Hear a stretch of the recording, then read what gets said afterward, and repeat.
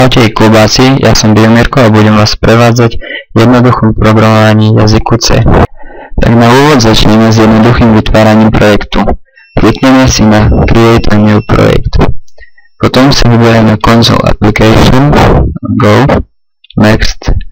Projekt vytvárame C, čiže C. Vyberieme si miesto a názov. Miesto to je náhodné, názov akýkoľvek vy chcete. Čiže ITčko. Necháme zakliknuté oboje GNU, GCC, Compiler a Finish. Keď už máme projekt vytvorený, na ľavej strane nájdeme si názov projektu a jeho sources. To rozklikneme, dvojitým pokliknutím otvoríme main. Otvorí sa nám plocha, v ktorej vlastne budeme pracovať. Ďalej, než začneme, mali by sme vedieť, že poznáme nejaké premenné typu int, float, double and char. Ak niektorí z vás neviete, čo je tu premena, tak premena je vlastne priestor v operačnej pamäti počítača. Premenu si deklarujeme týmto spôsobom, čiže int, názov premenej môže byť hociaký, napríklad a ukončíme bodkočiarkou. To je int je celočíselná, float je b, teraz napríklad to tiež rovnako. To isté platí i pri double, aj pri char. Tak a teraz tým premeným priradíme určité hodnoty. Premenej int a, čiže a, rozhodol som sa, že priradím jej hodnotu trebárs 11, ukončím bodkočiarkou. Premenej float b priradím celočíselné číslo, čiže môže to byť minus 9,2. Nedávame čiarky, dávame bodky. Double je tiež premenné, to je vlastne to isté ako float a char je vlastne znak, čiže priradíme d a nejaký znak, čo musíme dať v jednoduchých úvozovkách a dám tam napríklad veľké A a taktiež ukončíme bodkočiarkou. Tak a teraz si dve naše premene vypíšeme na obrazovku. Použijeme príkaz print a jeho syntax je vlastne zatvorky, dvojité úvozovky, do ktorých dávame vlastne text, čiže na sa na je dvojbodka. Teraz ak chceme vypísať premenu typu int, použijeme %d. Za úvozovky dáme čiarku a chceme vypísať premenu typu int, čiže chceme ačko vypísať a ukončíme bodkočiarkou. To isté vlastne, ten istý príkaz printf použijeme pre float, len namiesto %b dáme %f a zmeníme ačko na bčko, čiže vypisujeme premenu b.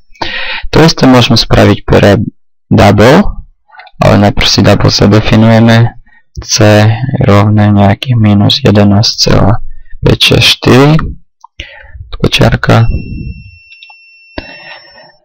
a dáme pri double používame lf, čiže long float a premenu c. Ďalej to isté pri chárovej, čiže použijeme %c ako char a vypisujeme d. Ak chceme, aby nám všetky tieto 4 riadky vypísalo do nového, použijeme príkaz lomitko n. Napíšeme ho tu do každého, aby sme to mali pekne uhľadné. A spustíme. Presne naša premena prvá je 11, druhá je minus 9,2, tretia minus 11,564, štvrtá a. Taktiež pri floate a double môžeme používať aj takú maličkú fintičku, kde keď dáme pred f bodka 2, tak nám zobrazí vlastne za desatinou čiarkou dve miesta. Teraz som tu povedal, tu na to je za desatinou čiarkou dve miesta. Ak tam napíšem 5, bude ich tam vlastne 5. Ak tam napíšem jednotku, tak tam bude iba 1. To isté platí i pri dubli. V tomto prípade sme vlastne použili príkaz lomitko n, čo znamená new ako nový riadok. Taktiež môžeme použiť aj lomitko t, čo je ako tabulátor. A prejaví sa to asi takto. Prvé, druhé a ostatné sú v riadkoch, lebo máme použité lomitko n. A len taká malá pripomienka. Do príkazu printf medzi tieto úvozovky, kde vlastne píšete text, nepíšte text s diakritikou, lebo vám tú diakritiku nezobrazí. Môžeme si to aj vyskúšať. Ak napíšem text čau, kompilátor nepozná č, čiže nám tam hodí taký podivný znak. Pre dnešok si ešte ukážeme načítanie z klávesnice. To sa robí príkazom scanf.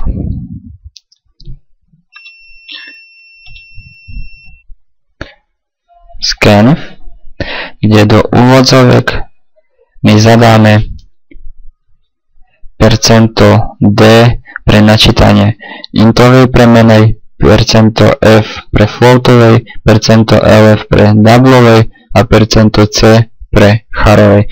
Ja to spravím iba pre jedno, lebo to všetko sa opakuje. Za úvodzovky dám čiarku a dám premenu. Musíme si definovať novú premenu, čiže si dáme názov, napríklad načítam. Do premenej typu načítam chcem vlastne ukladať hodnotu. Hodnotu ukladám vlastne znakom end. Ukončím bodkočiarkou. Následne, keď mám túto premenu, mám ju uloženú v premennej načítam, môžem robiť s týmto nejaké operácie. Napríklad jednoduchý súčet. Môžem sčítať premenu a s premenou načítam, ale nepotrebujem, ale vytvorím si premenu výsledok, do ktorej to vlastne všetko uložím. Čiže vlastne premena výsledok je rovná a plus načítam, ukončím to bodkočiarkou. Takisto to platí pre odčítanie, násobenie aj delenie. A výsledok teraz vypíšem pomocou printf. Použijeme vlastne to prvé, čo sme mali. A premenu zmeníme na výsledok.